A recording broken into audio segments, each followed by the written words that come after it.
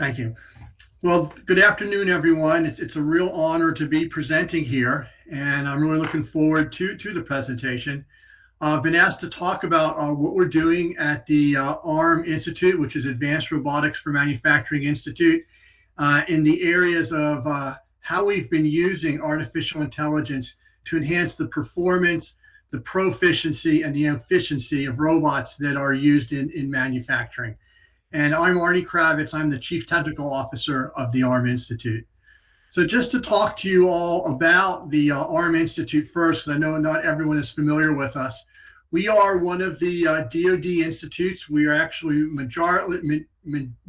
majority funded by the DoD's Office of Secretary of Defense. We're also funded by the R.K. Mellon Foundation and a lot of other foundations out there. We're about 310 strong consortium of the leading robotics, original equipment manufacturers, integrators, and tier one research universities, as well as innovators, and various government departments, including NIST, Department of Commerce, and the Department of DoD.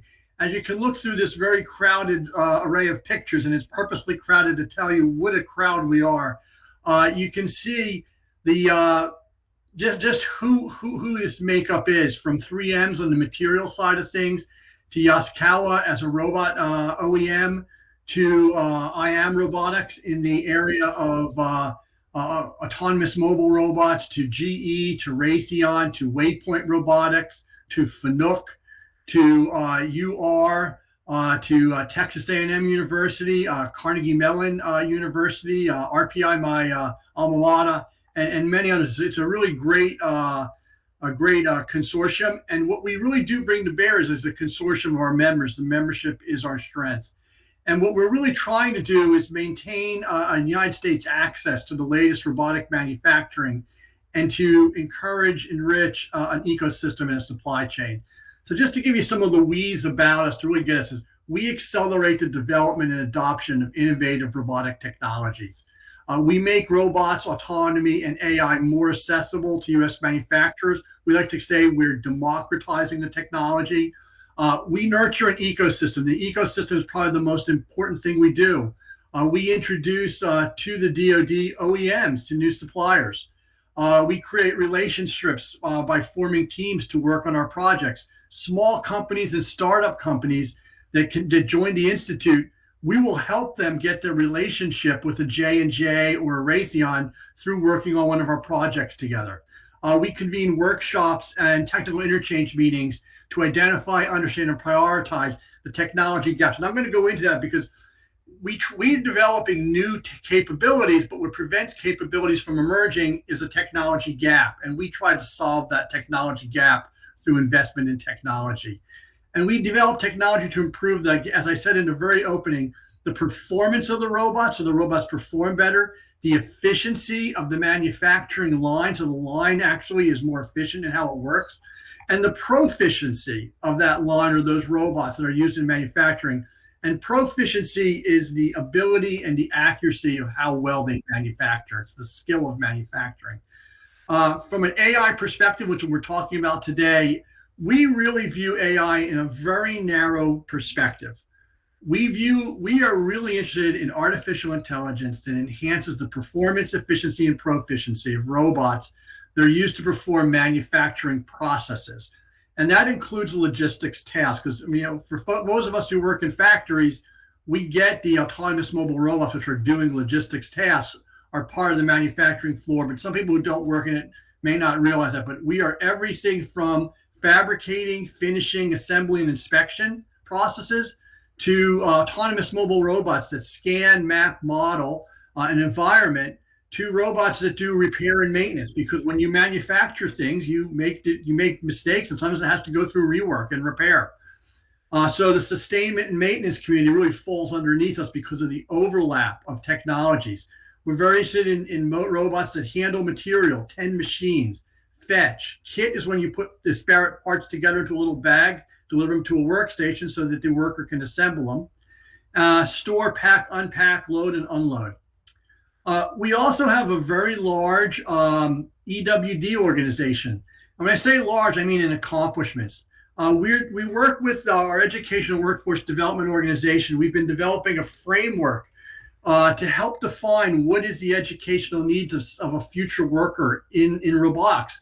Because it's really, in our view, it's fairly pointless to develop advanced robotics manufacturing or advanced robotics technology for manufacturing if you can't skill a workforce to use the robot as a tool.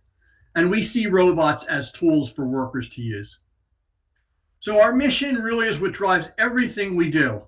And our mission is really simple. It's to enable the U.S. defense and commercial industrial bases to become the envy of the world by developing both advanced robotics technologies and, most importantly, a U.S. ecosystem that can further develop this technology and use it for manufacturing to great advantage.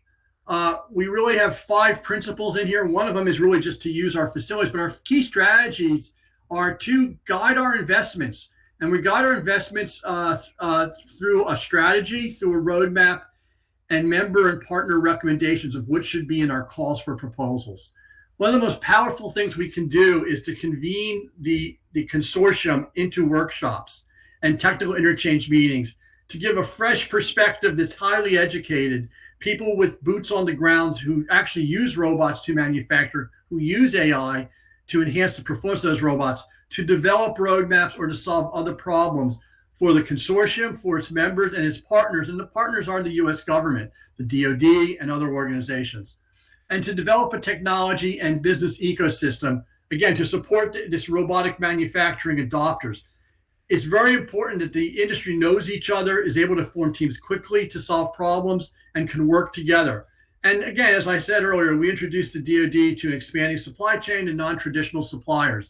So for folk who are not working with the DoD today and would like to, joining an institute is a great way to enter into that workplace. And then to coordinate with our educational workforce development efforts so that the educational workforce development tools and frameworks that are being developed will meet the needs of the technology that's being developed so that they stay in sync.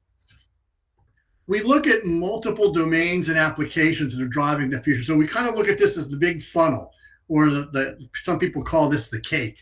At the top level is the domains, which is, the DoD and the commercial manufacturing environments. And at the applications layers, it's aerospace, maritime space, autonomy, artificial intelligence, automotives, textiles, energy. And at the capabilities levels, it's fabrication, finishing processes, assembly processes, inspection processes, and material handling processes. So it's all those logistics areas, as well as all the traditional manufacturing processes. And the technologies that we're interested in, we look at the intersection of capabilities and technologies. Is we're very, very interested in the human-robot interaction and the robot-to-robot interaction. I used to keep them separate, but I've combined them because in many regards, they're very similar. A robot doesn't care whether it's dealing with another robot or another person. We want to make sure that those interactions are safe and efficient. In terms of intelligent robotic systems, it's making them smarter in all levels. And I'll go into where we've worked in this. And in terms of dexterity, having manipulators being able to have the capabilities of the human hand when necessary. It may not need that, but if it does, we'd like to improve the dexterity and mobility of the robots. And then reconfigurable robotic designs, design robots so they can be easily reconfigured for other applications and other uses beyond just automated tool users, and using the artificial intelligence to decide which tool to pick. And then modeling, test, and AI data. The democratization of databases is very important to encourage the industry to move forward and grow. How do you test these AI databases? And using models to do verification and validation or pre-commissioning analysis so that when we get to commissioning, we're very confident we'll actually pass it. So what we found really interesting is we've done about 60 technical projects to date. And 30 of those projects chose to use artificial intelligence in their solution. We do not require any project to use artificial intelligence. And that was kind of profound because it gave us this very large database because we collect metrics. So we have this very large database of metrics for artificial intelligence. And our metrics working group is working on that now to say, what are the relevant metrics for assessing performance, efficiency, proficiency, and many other areas with regards to artificial intelligence when you're using it for robotics in manufacturing. Where we found the artificial intelligence was most prevalent on our projects was, and I don't think this will be a surprise to most of the people in the audience, but in terms of path planning, determining the optimal path or the best path for the arm and the end of arm tooling as it will progress across the surface to do whatever manufacturing process it is, whether it's sanding, polishing, grinding, or cutting, or welding. And the other one was path planning for autonomous mobile robots, which most people are most familiar with. How do I navigate a autonomous mobile robot through the choreographed chaos of a factory while I'm sometimes connected to the cloud, but I'm often dropping my connection to the cloud because people are walking around, and let's face it, it's a factory, so I'm going to go through dead zones. How do I use AI to most efficiently plan the path of my autonomous mobile robot so it can quickly get from point A to point B without causing a safety issue for any person working in it?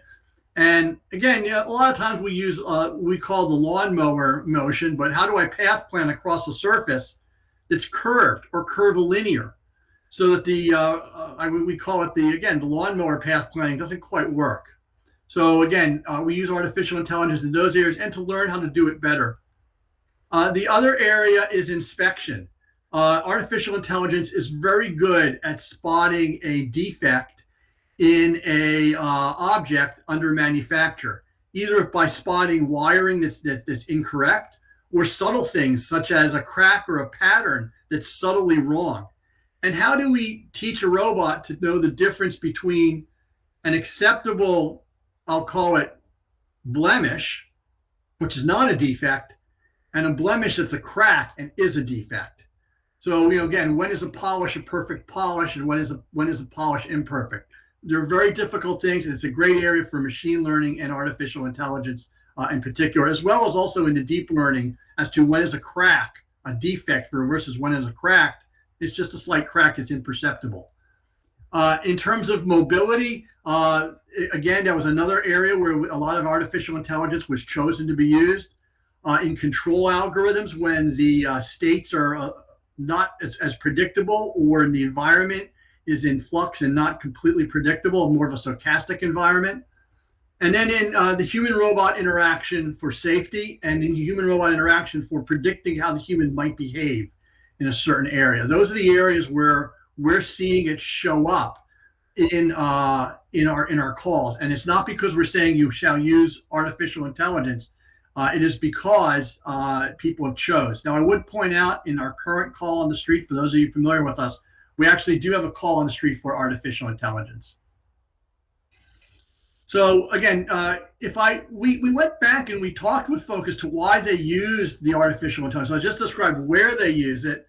This was why they used it when we interviewed, again, it's 300 plus people, but there was about 50 organizations in the 30 projects that were using it. Some use it heavily. And the reason that they chose artificial intelligence was conventional methods that were performed by using conventional methods performed by humans were found to be too slow and error prone. And the artificial intelligence enhancements made those robots work more quickly, so it made sense. Okay, so good. The next one was the new development. If you go look at the tools that are available when you buy soft cores or when you buy chipsets, the new development tools that are out there, those software developers toolkits are greatly reducing the programming effort, and it brought in modularity and flexibility. So again, it's really the way the industry is doing design.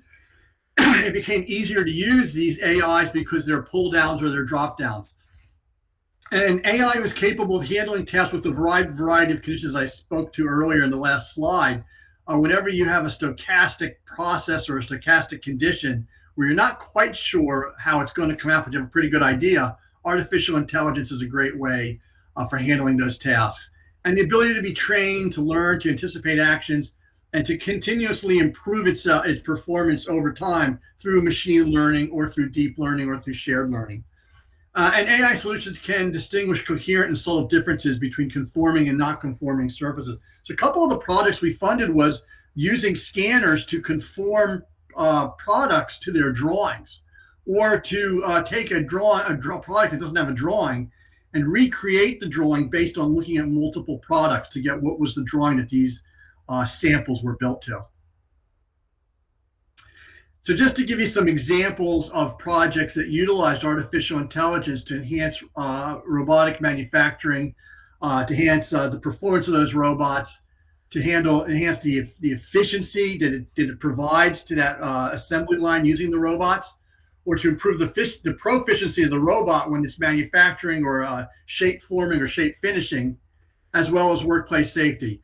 So the key technologies that we look at, and you'll see this as my slides go further down, is we have a technology taxonomy, and I'll go down to in more detail in the next slides. But the main categories of our taxonomy are human robot and robot interaction, intelligent robotic systems, dexterous maneuver and manipulation, reconfigurable robotic design, and then models, data, test, and evaluation tools.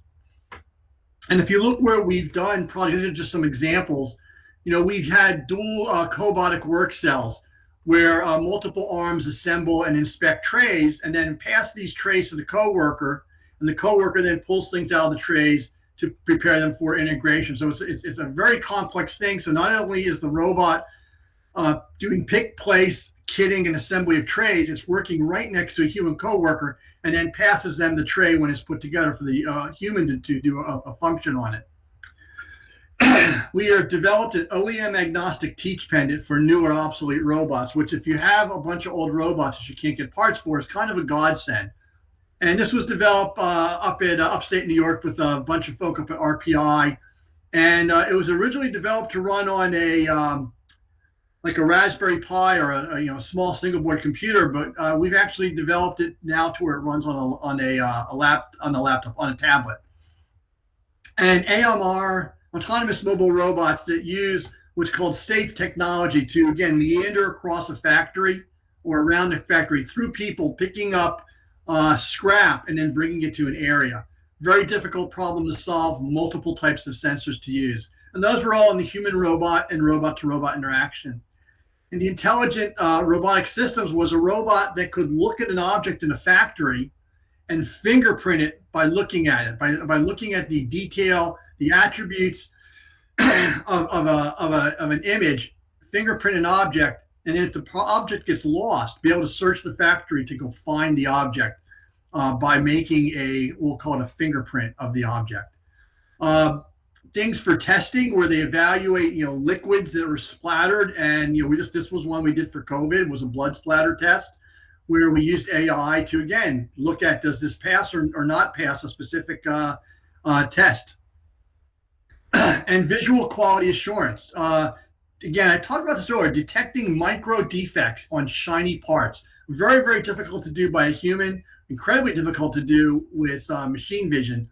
But we worked very hard on this one and was developing artificial intelligence for how, excuse me, how do I spot a micro defect in a part?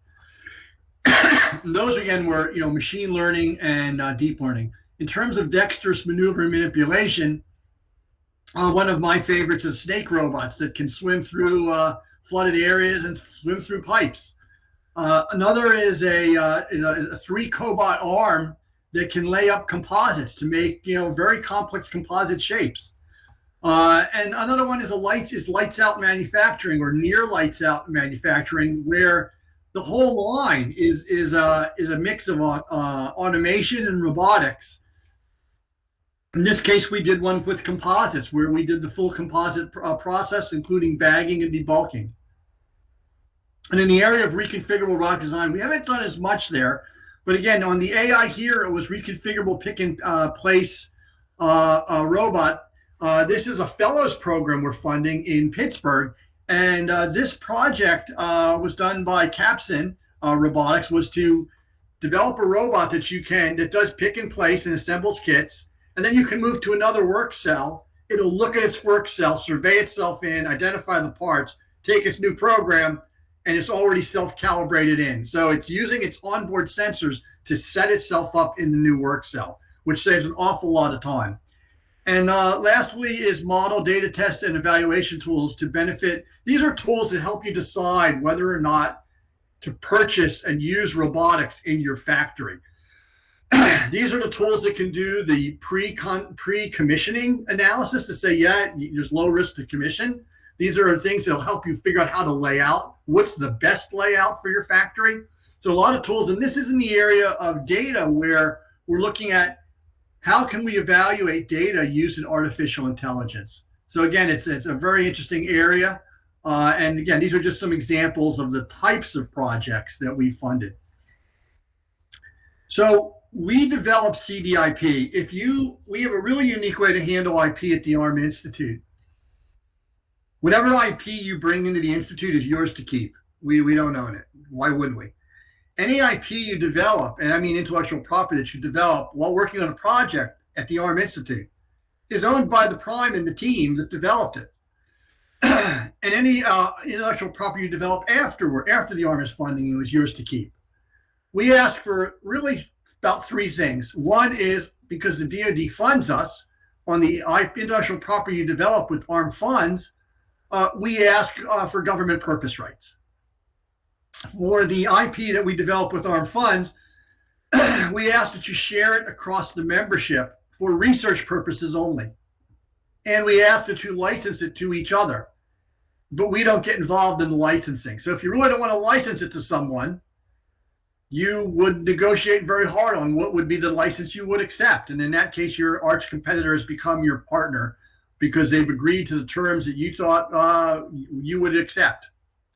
So if you really look at how we break it up from a taxonomy perspective, it's software modules, it's software programs, it's AI databases, it's evaluation of tools and sensors, it's technical design packages, it's IP protection instruments, and then we have market surveys, photos, and videos. This is all available to everyone in the membership online that has access to it. So for software modules, we're big advocates of ROS, Robot Operating System, ROS Industrial. And so we have a lot of ROS modules that we've used in our things, and we've actually improved some ROS modules in their repository. We've also got in there several significant custom software modules and open source software modules. And these are things like, just to give you an example, some of the more popular ones are a fleet manager, a software module that manages fleets of robots. We're working on one that'll be in there that will be OEM agnostic. It's mapping modules. It's control modules. It's path planning modules, simple to more complex. It's machine visioning modules to help you identify things. Those are the things that you'll find in there, and I've got them laid out. In terms of the ROS, you can see there's a significant number of ROS ones. Those are in the middle there. In the software, it's the runtime software for a specific capability. It's the application programmer interface and the software developers toolkit. There's third-party software licenses, and there's virtual test environments. And the AI databases, we're trying to get to trained AI databases. Again, we're looking at this democratization of artificial intelligence, and we're trying to get to some neural networks. These are the types of things we would like to see in our CDIP, and some of these things are already there. And the evaluation of tools and sensors. On the technical design packages, again, we want, for the projects we've funded, system specifications, architecture designs and definitions, interface documents, test and requirements, matrices, 2D and 3D CAD designs, and reference data sheets. If there is IP protection, there's the patents and the copyrights, so you'll know what they are. And again, market surveys, photos, and videos. There's a really wealth of information in that data repository. You need to be a member to access it, and you need to follow the rules, but it is available for folk to use on for research. And I think that what I don't have on here, but wish I did, the most important information we have in here is the company and the researchers that did the work. So if you want to use any of this, obviously the best way to do it is call the person that developed it and get them on board your team. So we use these things called discovery workshops to help define things. And it's one of the things that we're doing a lot. With 310 members that are really are some of the who's whom in industrial robotics. It gives us the ability to provide a very nice service to the ecosystem.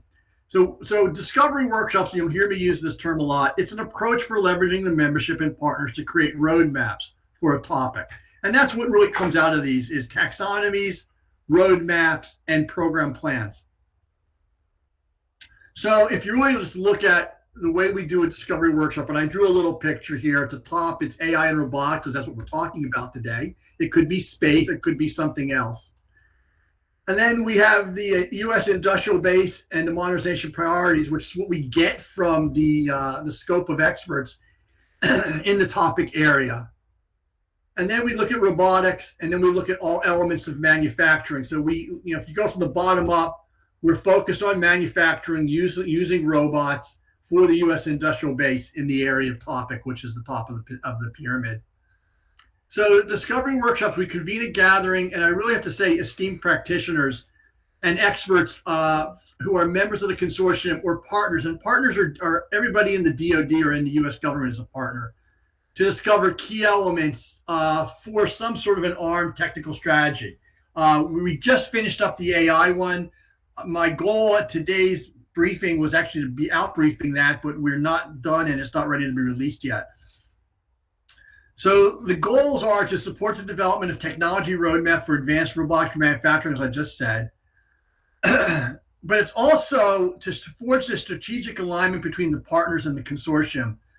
Because I like to say is we make consensus decisions. Our roadmaps are consensus roadmaps of the partners and of the consortium. They're not roadmaps of the staff or myself or other opinionated people that work for the ARM Institute. They really represent the consensus view of the consortium.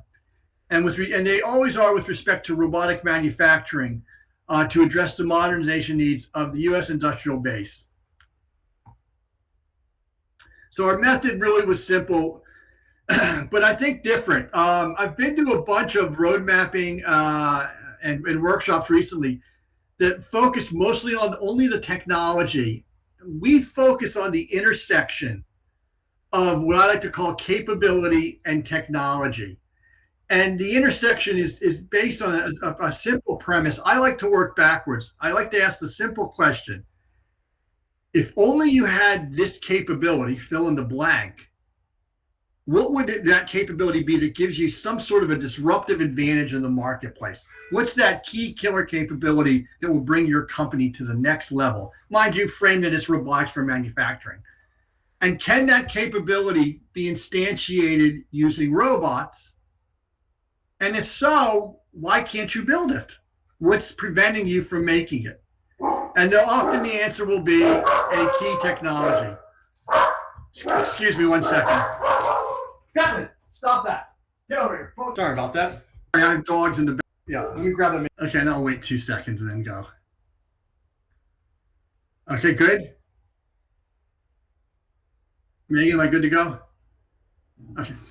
So again, we focus on the intersection of technology and capabilities. And the reason we focus there is technologies are what enable capability. So if you ask yourself the simple question, can you imagine a capability that would give your factory, if you had a robotic factory, can you imagine a robotic capability that would give your factory a breakthrough advantage that would be disruptive in nature and bring your company to the next level? And if you can imagine that, why don't you build it? And usually the answer is a particular technology doesn't exist. Those are the technology gaps that we're interested in. And that's where we focus. We don't just focus on technologies. We focus on technologies that solve major capability needs. And that's what we do at the workshops. The workshops review, consolidate, and prioritize the responses along technologies. And the teams build plans to develop these AI technologies to construct the roadmaps. And that way, the team owns the roadmaps. It's not an ARM roadmap. It's a consortium roadmap. It's that consensus roadmap.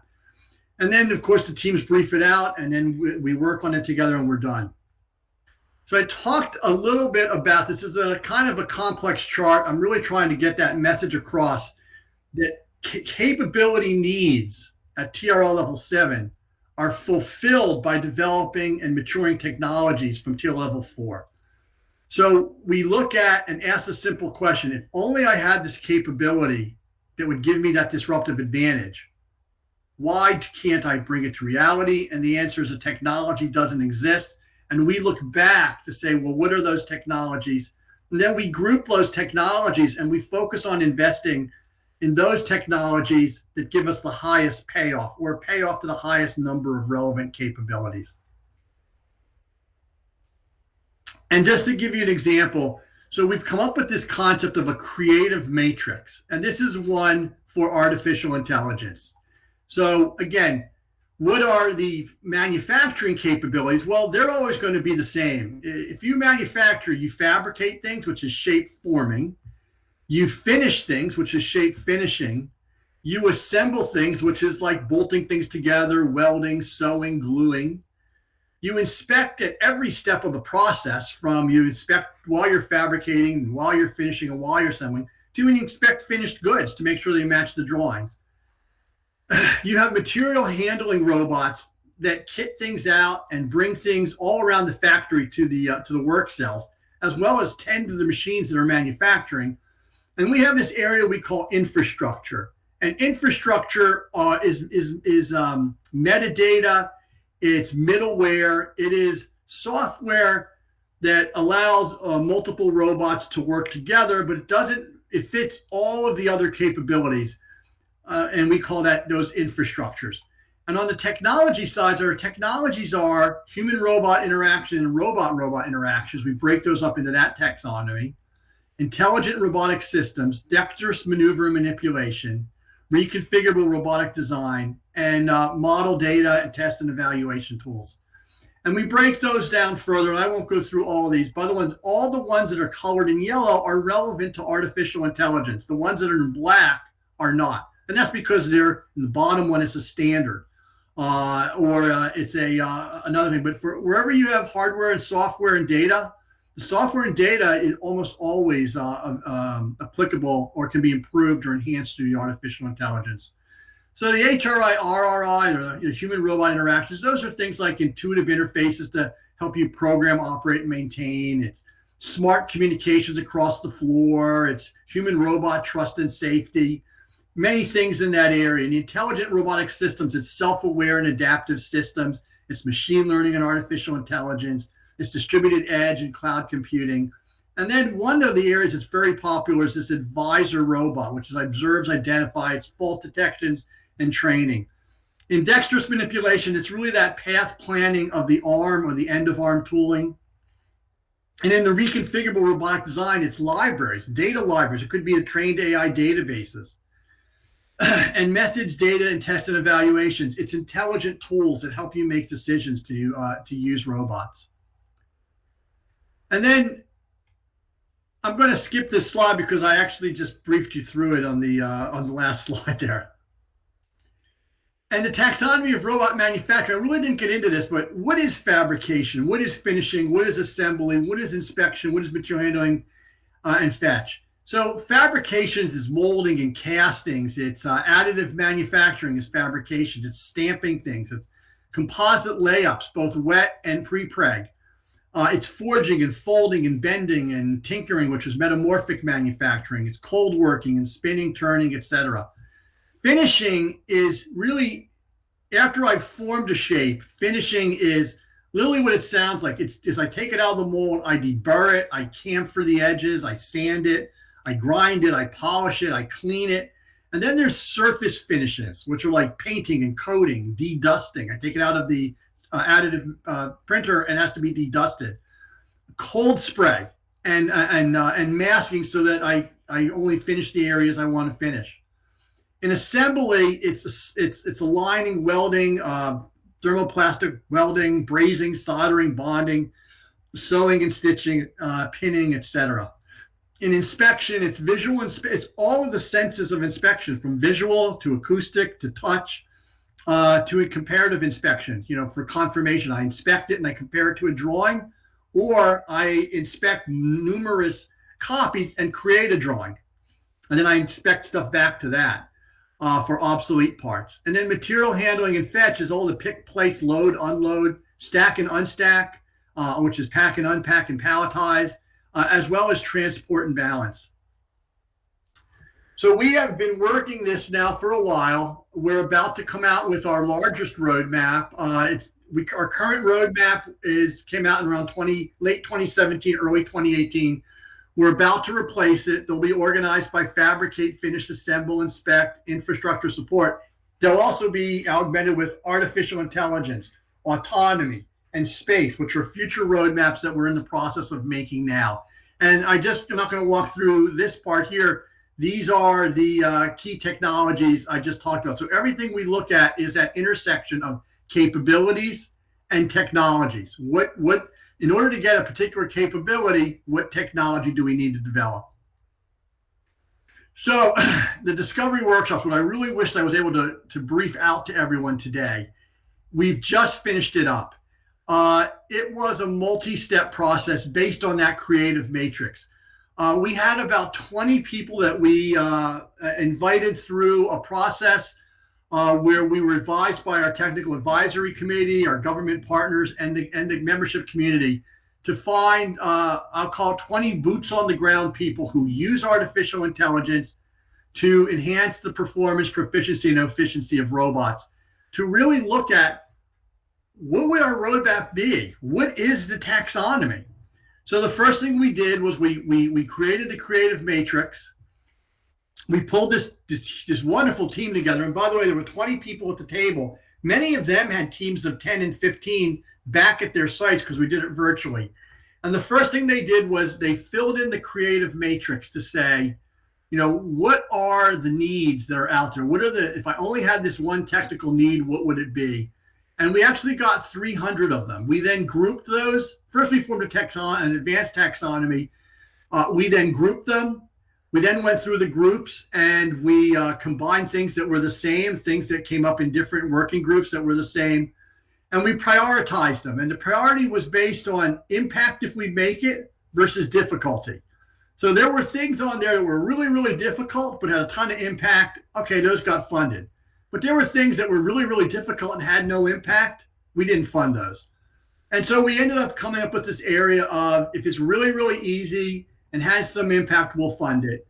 Really, really easy, has a lot of impact, definitely fund that. Really, really hard, but has a lot of impact, that will get funded. And the output of those was we developed program plans to develop it, and those created roadmaps.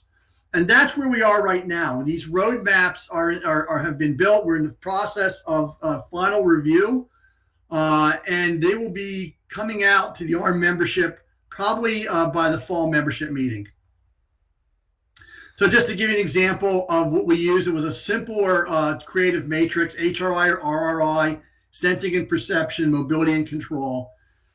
And we filled this in, which was basically said, what was the capability need, or how could we improve assembly collaboration by using human early action and detection framework? So human robot interaction applied to assembly. What are those future capabilities that if we only had them would make a marked difference? And we filled the matrix in, and that's where we got close to 300 really high quality returns, which we then filtered down and combined to where we ended up with prioritizing these capabilities on here, and which we then worked into the roadmaps. So just in summary, Discovery Workshops are a strategic tool of the Institute to leverage the membership to identify where to invest in technology, and specifically where we'll have the greatest impact on the U.S. industrial base. We use it to leverage our membership and our partners. Remember, it's 300 strong, and it's really some of the best in the country. We focus on the confluence of capability and technology, again, looking for those technology gaps. And where are we going in the future? Well, we're just finishing up AI. Next time I speak with you, we'll probably be talking to you about AI in space. We'll have roadmaps for those, autonomy, and others. And when we say space, we're talking about using robots to manufacture components that will go up into space. And with that, I'd like to thank you for having me brief you. I look forward to working with you all in the future. And if you have any questions, please contact us. I'm going to just reject. Luna. And if you have any questions, please contact us. My contact information is on the charts. And you can reach me at Arnie, ARNIE.Kravitz at arminstitute.org. I look forward to hearing any questions you have. Take care now and enjoy the conference. Bye-bye.